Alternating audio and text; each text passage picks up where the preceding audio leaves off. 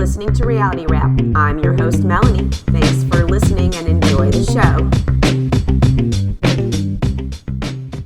Hey guys, hope you guys are all doing great out there. Can you believe it's going to be Thanksgiving next week? I haven't even really put a menu together. I mean, we're not having people over or anything. It's just going to be my family. But yeah, I went to the grocery store today and I was like, holy crap, it's so crazy in here. Why is it so crazy? And I was like, oh yeah, that's right. Because Thanksgiving is next week and people are out shopping. I'm so not ready for the holidays. I have not even thought about Christmas shopping or anything like that. I did get my Christmas lights up outside because we had a couple of nice days here and I was like, better get my lights up outside because I don't want to do it when it's cold. So I have gotten that far. But in terms of what I'm going to buy everybody and all that, I haven't even given it a thought. Now I'm starting to get a little stressed. Oh well. Today I'm going to be recapping last night's episode of The Real Housewives of Salt Lake City, Season 5, Episode 10. This episode had so much going on in it. It was crazy. Actually, this whole season has had a ton of stuff going on in it. There are so many different storylines going on. Well, I mean, except for Heather. Thank God for Bronwyn. If she wouldn't be taking Heather to task, Heather would have absolutely nothing to talk about this season. Like I said last episode, when they were in Palm Springs, we didn't even get a solo scene with Heather. We did with Mary, but not with Heather. So Heather should be thanking Bronwyn for giving her something to be upset about. We don't get anything from Heather when it comes to her beauty lab and laser or whatever her company's called. We don't really hear about her kids anymore. She's not dating anybody. All she really has this season is interfering with everybody's friendships and now this fight with Bronwyn. I guess we could say the same thing about Meredith, but at least Meredith has her made-up drama with Seth and her being upset about him traveling all the time again, even though now we know that they're fine. But really, she seems pretty disconnected from this group in general. Really, they could get rid of both Heather and Meredith, and I don't think we'd even miss them whatsoever. All right, let's go ahead and get into this recap. So Mary is planning a breakfast at Tiffany's themed breakfast, and the editors are really working overtime this season with all these callbacks to various movies. Last week we had Top Gun, now we have Breakfast at Tiffany's, and I have to say, after watching this whole episode and watching the way this breakfast ends, I think Audrey Hepburn would not be pleased with the way this breakfast went down. Pretty sure. Angie is with her daughter, and her daughter tells her that she is being a helicopter mom. And we see all these clips of Angie asking her all kinds of questions, and I could totally relate because my kids get irritated with me because of all the questions I ask.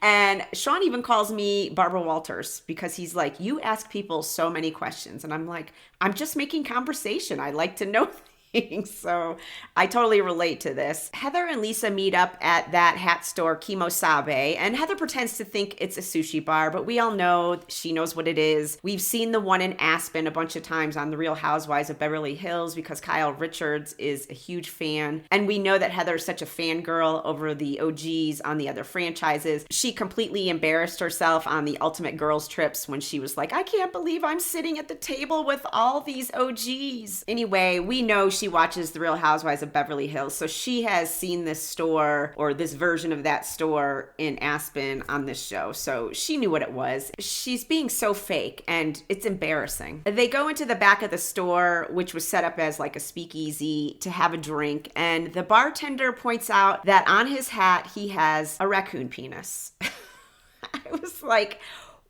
why would you put a raccoon penis on your hat? I don't need to wear any hat with a penis on.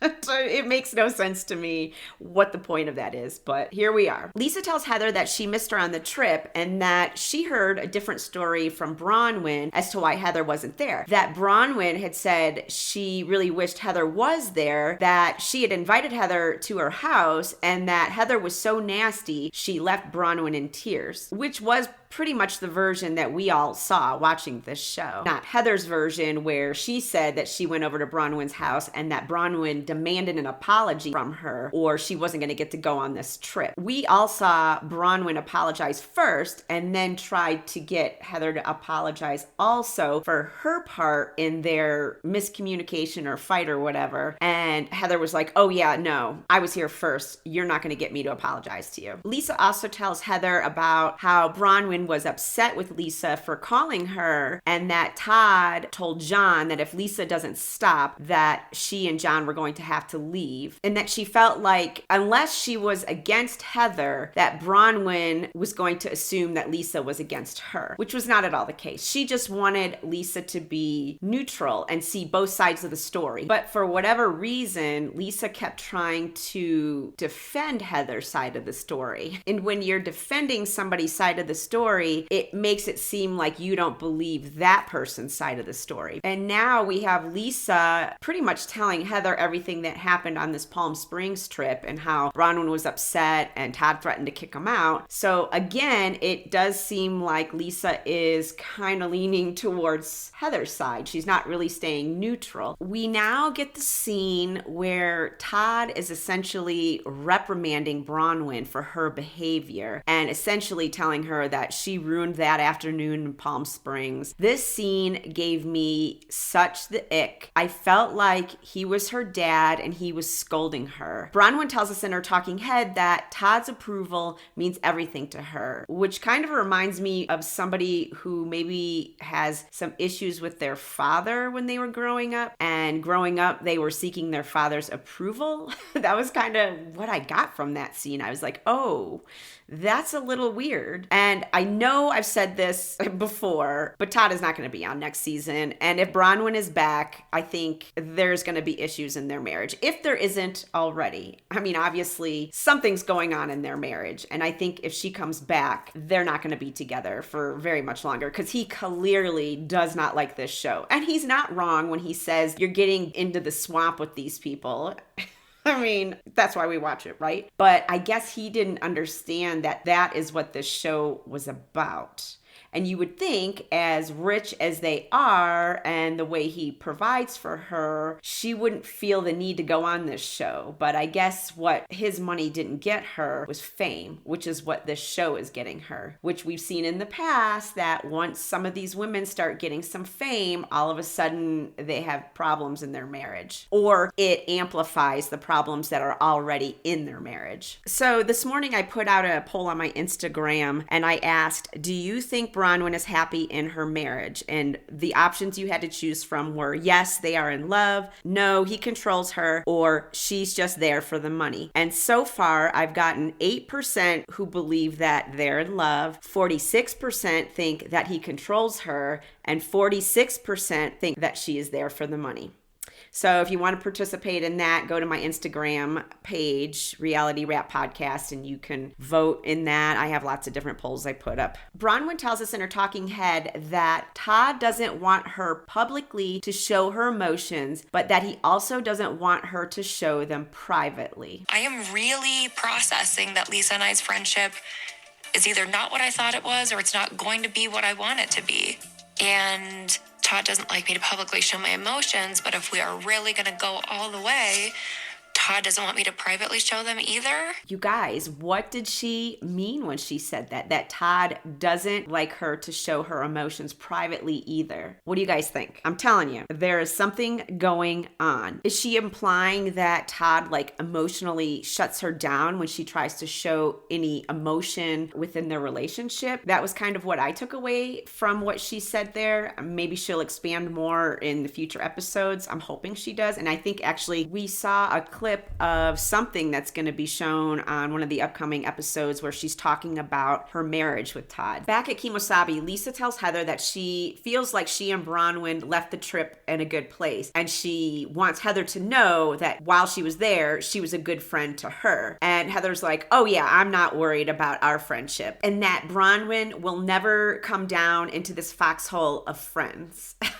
And I was like, Oh my God, Heather, shut up. Do you really think you're like the Fox Force 5 like we saw on Beverly Hills, which, by the way, is no longer? She's such a wannabe. It's so embarrassing. Over at Angie's house, her dad comes over for dinner, and Angie is telling her dad that she never realized how hard her dad worked taking care of all 7 kids, and now that she has Electra, she wants to be protective and make sure that Electra has a really good childhood because she didn't have that as a child. She tells us that her mom was an alcoholic before she died, and that the years leading up to her mom's death, she felt like she was all on her own. She tells her dad that for so long she was mad at her mom, but she didn't want to disrespect her memory, but she started having these feelings where, you know, she really needed her mom, and that her mom was not there for her because of this horrible disease that she had. She just couldn't wrap her head around how her mom could not see that her kids needed her and try to push through and clean herself up so she could be a proper mom. Thank God that Angie had her father still, who is just an amazing man, that he took care of these 7 kids on his own. It's now the day of Mary's breakfast, and Bronwyn arrives first, and Mary is nowhere to be seen. So Bronwyn is just sitting there in Mary's family room with the bartender, and I was really surprised that Mary, who is so up on etiquette, would not be there to greet her guests as they arrive. I'm pretty sure that would be considered poor form. Meredith arrives next, and she's wearing these crazy bangs. Bronwyn also has on bangs, but hers look like she had them styled correctly. Meredith's bangs look crazy, and Bronwyn compares them to an octopus being on her head. And once she said that, I couldn't unsee it. Bronwyn tells Meredith that she received a little lecture from Todd for her behavior in Palm Springs. And Meredith's like, yeah, it's hard not to yell in this group. I'm not wired that way. You could have fooled me, because we have seen Meredith yell many times on this show. In fact, we're going to see her storm off at the end of this episode. Mary finally comes out, and she tells us in her talking head that when she has hard things going on in her life, like what's going on with her son, that having a party makes her feel better. Everybody else starts to arrive. Mary is aghast that Lisa shows up in the same outfit that she wore on Watch What Happens Live. Lisa, of course, needs to prove that she had the outfit first when she bought it straight off the runway, in case anybody was thinking otherwise. I have never seen such an insecure woman who needs to constantly prove herself. Talk about unbecoming behavior. Heather comes in, and she goes around and she's kissing everybody hello. She says hello to everybody except for Bronwyn. She just skips right over her because she's classless. Mary even points out to her, you didn't kiss Bronwyn hello. And she's like, yeah, no, I didn't. They all sit down at the table, and Angie points out how she's surprised that Brittany has a place setting. And Mary tells her, yeah, I invited her so she could see that I'm not poor. God, Mary, she's so funny. Angie tells her that once she sees the Versace plates, she'll know that Mary's not poor. Angie then tells them that Abraham Lincoln had Versace plates with the Greek chi on them. And all the ladies were like, yeah, no, Versace was not around back in the days of Abe Lincoln. And Angie's face, she was just kind of like, what?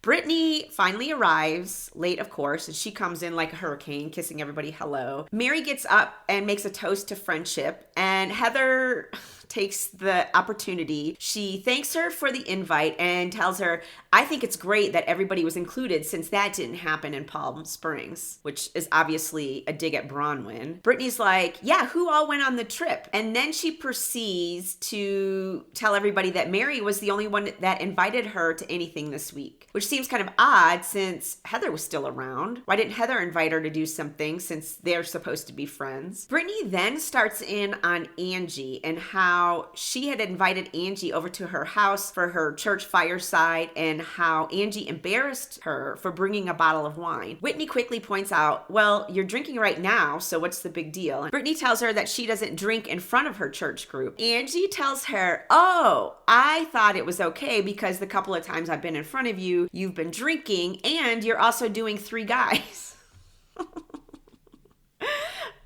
And then we see a flashback of all the guys that Brittany talks about how she's dating. Now, that doesn't mean she's sleeping with all of them, but it was pretty funny. Brittany obviously has to realize that coming onto this show, she's drinking and she's dating all these guys, and that's going to be shown on the show, which all the people from her church can watch and see. So I don't see why this bottle of wine is such a big thing. And honestly, I don't think it is a big thing. I think Brittany is just making it a big thing so she can have something to fight with somebody about. In her talking head, Mary tells us that she doesn't know about all the guys that Brittany is dating, but Jared keeps sliding into her DMs. And when I watched this last night, I literally gasped when she said that. And a producer asks her if she has told Brittany yet, and she's like, no, I don't need that drama, which, yeah, I wouldn't want that drama either, because, you know, Brittany would make that a 5-alarm fire, and who would want to deal with that? I wonder why Jared was sliding into Mary's DMs. We saw some of the messages and they were about her being like a godly woman and stuff like that. But I wonder what the point of that was. I mean, certainly he knows that she's married, right? I wonder if Brittany's head exploded after she watched this scene where Mary just said that Jared has been sliding into her DMs.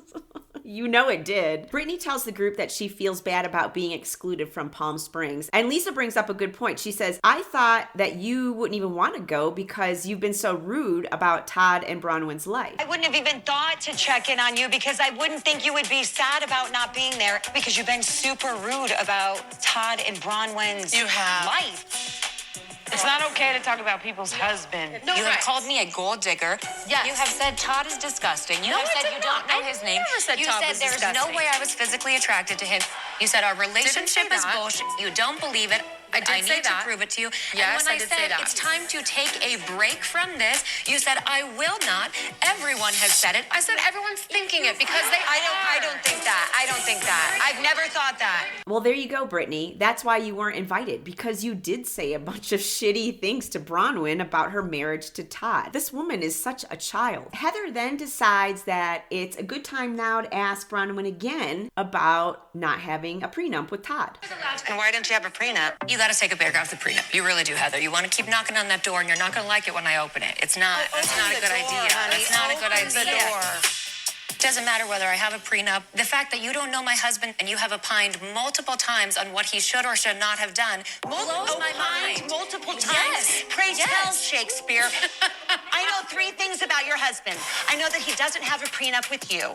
I know that he collects Starbucks mugs, and I know that he is an asshole on couples trips when he wants someone to leave. That's all I know about your husband, and that's enough for me to know that maybe I shouldn't get to know him further. What is Heather's obsession with Todd not having Bronwyn sign a prenup? That's his business. Does she know something that we don't know? It's so weird. It's like the 3rd time she's brought it up, yet she denies bringing it up multiple times. She really does have a boner about this prenup thing. When she said that she knows that Todd is an asshole because he asked somebody to leave on a couples trip, I was like, oh my God, she just threw Lisa under the bus. She essentially took what Lisa told her in privacy and told Bronwyn, well, Lisa told me about that. And we know that Lisa hates it when people do that to her, because we saw her get mad at Angie when she was talking to Angie about how she was pissed off at Whitney for going on that podcast and saying whatever. I can't even remember what she said, but whatever she said. And now here, Heather's kind of doing the same thing. She told Heather in privacy about what Todd said to John about them having to leave if she didn't straighten her shit up. And now Heather just threw it at Bronwyn. And obviously Bronwyn's like, oh, well, I know where that came from. And that's why she was like, oh, cute, Lisa. And Lisa's like, what? What? Cute what? Playing totally stupid. I was like, oh, Heather, you just threw Lisa under the bus. Mary tries to intervene at this point, and she tells Heather that Bronwyn does care. And Bronwyn tells Heather, I wanted you to come on the trip. I even bought you a first-class ticket. Heather questions this because to buy the first-class ticket, Bronwyn would have needed Heather's birth date and information to buy the ticket. And apparently, she has lied to everybody at the table about her birthday. Whitney is correct, though. Heather was born on June 29th. And she says she doesn't know the year, but the year is 1974. It's very easy to find that out on those people finder sites out there. I was able to look it up in like 2 seconds. But it is pretty weird that she lied to everybody at the table, though, about her birthday. Although I don't think that's true, because I'm sure when she turned 50, she probably had a 50th birthday party that they were all invited to. So they're all fully aware of how old she is and what year she was born. I don't know what she was trying to prove there. Lisa starts complaining again that she had to fly coach back home, and she tries to accuse Angie of being the one to complain first. We all saw it, Lisa. You were the one who was freaking out, and you were even willing to do multiple legs instead of a direct flight just so you could fly first class. Own it, girl. Even John thought it was ridiculous. Heather really starts putting in overtime here. She asks Bronwyn if it wasn't a big deal to sit and coach for 67 minutes, then why did you book your seats in first class? And Bronwyn just looks at her and says, because it was my credit card. Boom.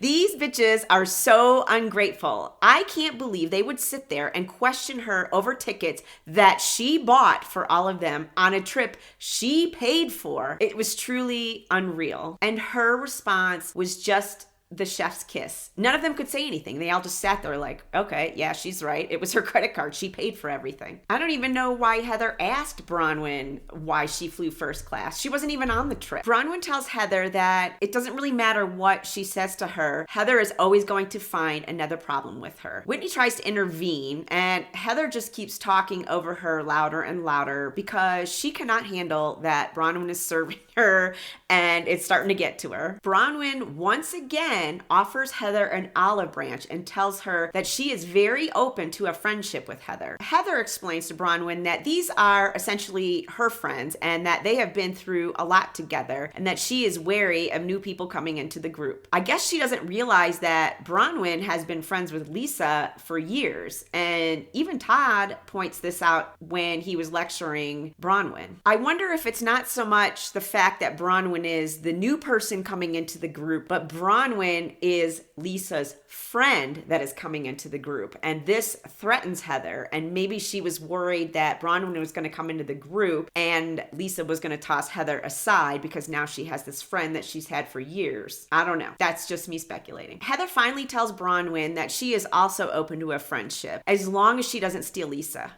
I mean, she doesn't say that, but I mean, we all know that's what she's thinking. Heather tells us that she is hopeful that she and Bronwyn can become friends because she and Lisa both hated each other when they first met, and now she lives up Lisa's ass. All of this making up gives Brittany a case of the memes, and she decides she needs to have a me moment. You guys, seriously, what about me? Like this, what about you? God, get this woman a puppy. She needs unconditional love from somewhere. Now there's this big kumbaya moment over the table. You're feeling left out. And I seriously am so sick of this. I would love to have a sit down. I would love to have the same kind of kumbaya moment. Well, we're sitting down, and you have the floor. Do it. Brittany, if you wanted a kumbaya moment, you could say, I'm sorry. Bronwyn, I officially apologize for those mean things that I said about you and your husband. Okay, because everybody told you had to move on, or because you really feel that way? Because I really feel that way. Okay. I'm glad I'm having this conversation. I actually really needed this. Okay, so maybe we can invite Brittany in better because she's trying to come in something that's not even really fixed. And then maybe we can grow together because that is the sole reason why you're here. Mary is such a voice of reason this season. The way she's telling the group that they need to include Brittany more. Although I have to admit, I don't think Bronwyn gave two shits about Brittany's apology when she was like, are you apologizing because you really mean it, or you're apologizing because they told you to? She absolutely was apologizing because everybody told her to. Bronwyn's not stupid. After this wonderful Mary moment, Angie tells Meredith that she still wants to talk to Meredith. She tells Meredith she wants to move forward with her, but she's still feeling unresolved about the podcast drama. I was like, no, Angie, don't bring this up again. We've already moved past this. But she does. Meredith tells Angie that she keeps bringing things up from the past, and that if she wants to bring up things from the past, she better be careful. Essentially threatening Angie again. Angie asks her if that was a threat, And Whitney explains to Meredith that a threat is saying that you will bring up things from the past and you don't want to go there. I'm so confused here as to who said they wanted to go backwards. I heard Angie say, I want to move forward, but I have some unresolved items from the Palm Springs trip. So essentially, she was going backwards. So Meredith did kind of make sense when she said that Angie wants to go backwards. They start yelling back and forth, and Angie brings up again about how Meredith implied that Sean was gay, again, going backwards. Meredith whips out her phone, and she starts playing the clip of what Sean said on David Yontif's podcast. Of course, she doesn't play the part leading up to Sean's reply, where David Yontif was the one who brought up how Meredith said, my son is gay. I would never out someone's sexuality, and that she used it as kind of a defense. Whitney grabs the phone and starts what looks like she's scrolling, but she claims that she's just turning up the volume. Meredith grabs the phone and she's like, stop scrolling on my phone. And Angie starts telling Meredith that she is hateful and miserable, and they start yelling at each other. Mary's trying to stop them, and she's screaming at Angie to stop, and then she screams at Meredith and says, if you're not going to listen to me, get out of my house. Meredith, if you're not going to listen to me, get out of my house. I'm talking, okay? I will, thank you. I was asked to leave, so I will No, leave. it's not. I said you're not going to listen to me. You Did know you I'm not not going to just say tell that. me to get out of your house? I said if you're not going to listen, let me talk and listen to me. You're screaming at her. Let's just go to the other You're room. I have lying. some You time. weren't just raising I didn't your deny voice. shit. I Okay, said well, I'm I didn't current. spit you out, Meredith. Don't do that. Yeah. You're going to leave? I love you. This I is not truly love, do love you, You don't. but I'm Really? hurt You're not and I need so to go you don't. process I'm not it. deep enough to get this straight. You're just leave me. I'm sorry. You hurt me. I got completely attacked for the 8,000th time by this group. I have to go. I have to go. It's like, thank you, Lord. She took them bangs with her. This is Audrey Hepburn, not the Flintstones. Oh my God, Mary, when she says, this is Audrey Hepburn, not the Flintstones. About Meredith's bangs. Oh my God, I died. Now, on the after show, Meredith does make a good point about how she was the only one that stood by Mary when a lot of people didn't, when she had all that controversy about her church and stuff going on. And I actually was surprised when Mary told Meredith, but not Angie, because both of them were yelling, when she told Meredith, if you're not going to listen, get out of my house. As we all know, Mary and Angie are like best friends now. So the fact that she said that to Meredith, stop yelling or you can leave my house, and not to Angie, did not go unnoticed. In the end, again, that would not have been a breakfast that Audrey Hepburn would have signed off on. It was completely chaotic and messy, and I loved it. Next week, it looks like they go on a camping trip or something like that, and Bronwyn seemingly throws Whitney under the bus over Lisa, or at least that's how it looks. I was kind of wondering if Bravo was going to even air Real Housewives of Salt Lake City next week because it's on Wednesday and Thanksgiving is on Thursday. But as of right now, the Bravo schedule shows a new episode of The Real Housewives of Salt Lake City on Wednesday. So obviously my recap is not going to come out on Thursday. Hopefully I'll get it out at some point after Thursday of next week, but I can't guarantee what day that's going to be. So I hope you guys all have a really great weekend and a really great Thanksgiving, and I will talk to you guys next week. Bye.